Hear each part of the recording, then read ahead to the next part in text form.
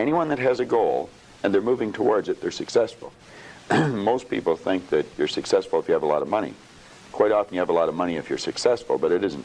I wouldn't say Mother Teresa has a lot of money. Okay. You know, but she's a pretty successful lady.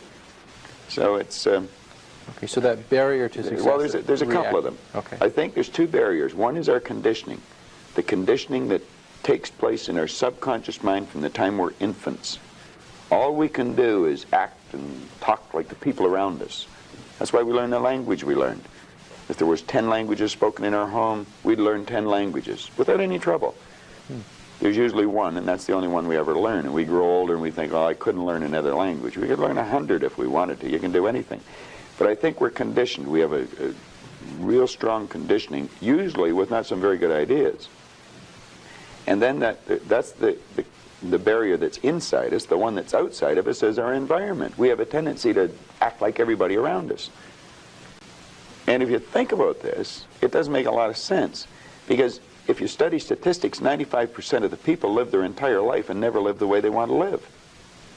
You know that 95% of the population in this country, let's say in North America, okay, the richest continent in the history of the world, they'll work productively, let's say for 40 of their 65 years, okay, and they'll end up with hardly any money. Well, there's got to be something wrong. so there's not much... 5% of the people end up financially comfortable or independent.